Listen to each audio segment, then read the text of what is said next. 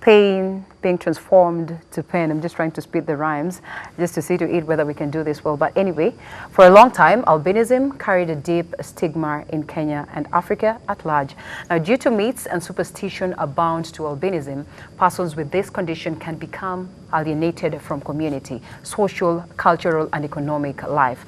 Now, there are so many other factors like skin acne, vitiligo, and bleaching that a lot of youths are going through because they don't conform to the culture's ideal image of beauty and health. So today we want to talk about being comfortable in my skin because it goes beyond our bodies. And I will not break the rules.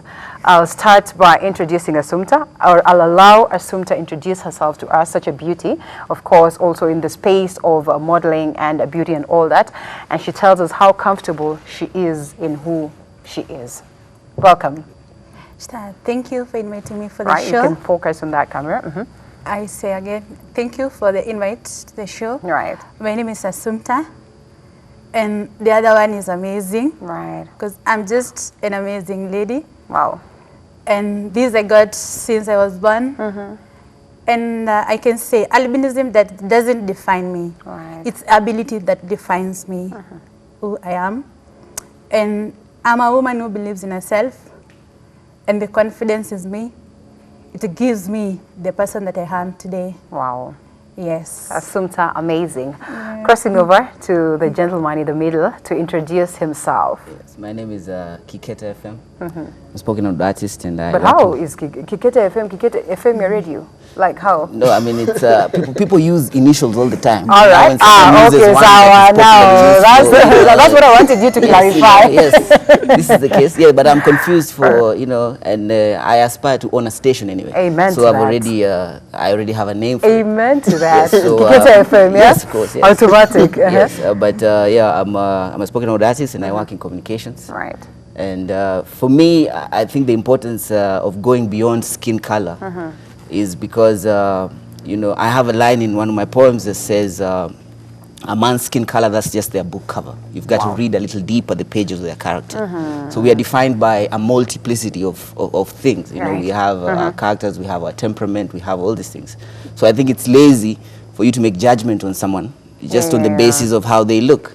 And so I think we should discover who we are within, and also when associating with others, we should try to learn what they are about, and not just how they look or what we perceive just from the first impressions. Yes. Lazy maybe, but that's what the society is all about. So we want to have our candid discussion on how we can get the mindset of the society from that lazy aspect to that active aspect of trying to read and understand who these people are, and just appreciating them for who they are. Jairus, yes. Ongeta, thank you so much. Such a big name, of course, in the country. That one is something that we need to acknowledge, and equally a spoken word artist. And one line in your performance that has captured, me, that aspect where you say now you use your pain as a pen to write this story. So as you introduce yourself, kindly tell us, what is this deep pain that has gotten you to that point that you have transformed it to something beautiful as a pen to write a beautiful story? Okay, so as you said, my name is Jairus. So basically, I can't say that for now I can call it pain as much. But then, growing up, there are these experiences that we've gone through as a person with albinism. In a society where people have not seen a white person and they believe that you are different. There have been myths before. Maybe your parents slept with a white person, or you're a caste or something, and people never embraced it as it, they never took us as any other human being. So that was a struggle back then, because where we grew up, it was my brother and I, my brother's albinism as well. So we were three of us, I think around three of us in that the whole village. So it was tough because now having to adapt with the other kids who don't understand that probably you don't need to stay longer in the sun. Some of us have a bit of vision issues. So having to adapt into that was hard even in school, because we have to have glasses to see the board well. But now, after a while, after I found myself, after I discovered who I am, I decided to use that to tell stories. Because there are many others who may be going through what I went through when I was young, but now they need someone who has conquered, who has overcome, who can also help shine the light, Right. you know, to give them a pathway. Those who are growing up, they don't need to go through the same thing. Yeah. You know, so that's why I do what I do. Okay, FM. I'd love to know your connection with, you know, with Jairus and Assumpta. And firstly, what you've talked about that is very important, that we need to switch the mindset of the society. So at what point, okay, well, maybe you've not had an experience that you had to switch, but then what got you into seeing the deeper aspect of all these people, of humanity, you know, and more so, you know, when we look at that aspect of albinism, and, you know, don't just do it because of the fact that there's that level of some, you know, just you're feeling pity, and, you know, you feel like okay, well, these are people that we just need to make comfortable in a way. You know, that pity party is not always a sweet thing. Sometimes someone wants you to appreciate them for who they are, not because you feel pity on them, not because you feel like, oh, everyone is looking down upon them, so it's incumbent on me to play Jesus and just be the good person. So what is this different thing that got you having a different eye on this whole affair? I mean, I met the guys. You know, I met Jairus, I think 2 years ago. There's a program in the country called Slam Africa. Yeah. Poets go and compete. And so I met him there. And it was my first, I mean, I had seen people with albinism on the streets and all that. And of course, we hear the stories, you know, about, you know, people attempting to, or, you know, the myths surrounding what they, you know, their bodies could be used with, and all that. In the press, you see that.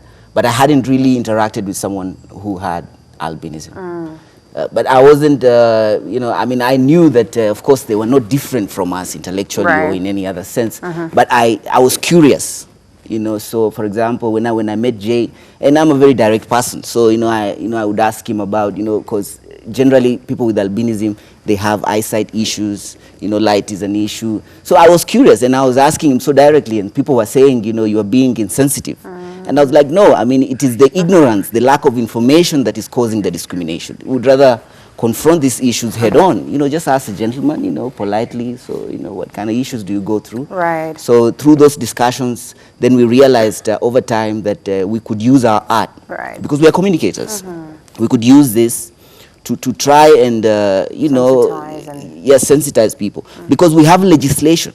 I mean, right now it is illegal to discriminate, but you cannot change societal norms through legislation. You have to do it through education, communication, so that people are sitting in, because even people who are biased, I mean, maybe the reason for their bias is wrong, but you have to respect that they have this opinion and approach it in a polite, communicative way, as opposed to, you know, just forcing, being preachy or, you know, that kind of thing. Amazing. And Assumpta, you heard what he said, and I can imagine what Jairus took it to be when, you know, FM was trying to approach him with all these questions, looking at how the society has viewed this whole thing and the fact that there's a lot of stigma.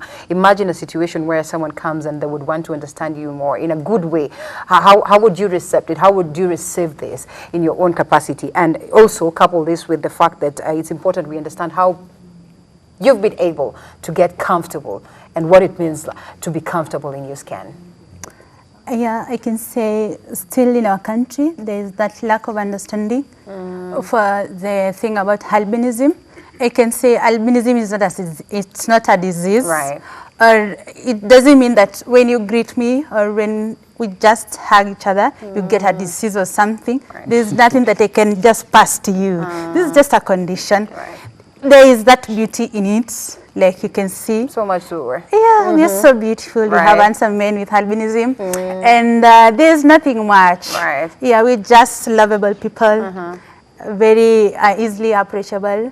And I can say with Kikete is one of the guys that I've met. He makes my love just simple and happy one. Wow. Because of the approach and how we exchange. And in the society, you need, when people on the street, I meet people, they want to talk to me. They want to ask me, what is this thing about you? You're so beautiful. Can you explain to me what happened? I tell them, is this a condition? I was born this beautiful albinism. And there's that thing about the myth. You see, people think that we don't have the abilities to do. Like me, I'm in the beauty pageantry. I'm in high fashion. And that gives me the confidence to face the world because we are able differently. Before you got into that, or maybe before you realize that indeed you're beautiful yourself, you know, there's always a lot of questions that come along with art. So when someone tells you that you are beautiful, how did you receive it? Like, did you sort of felt like this person is genuine, or maybe they were trying to mimic you? And I take it positively because personally I know who I am. I'm just an amazing woman. Wow, pretty much amazing. Jaira's coming over to you. And probably just take us through one of your stories, or maybe whether you've had an experience where at some point in time, maybe growing up, you had to face this aspect of, you know, someone just trying to bully you or trying to stigmatize you. I can't say I can't say that there's one major one. Direct, yes. It's this the very small experiences that you go through, but you know they build up. Especially like when you're a very little kid, and for example you go to play and the others don't want to play with you, and for example you go to school. And then you realize that you're the only one who can't see the board, and everyone is writing, and you have to be there. So like these things just build up. So I can say majorly it was when I was very small. But after growing up, when I was almost finishing my primary school, it became better because I discovered myself. And then our parents, our mom was very good. She like introduced us to, you know, church and everything. I think that gave us confidence as well, because now we knew like God had a purpose for each one of us. So for me, I look at it as at a point of being different is also a beautiful thing. We can't all be the same.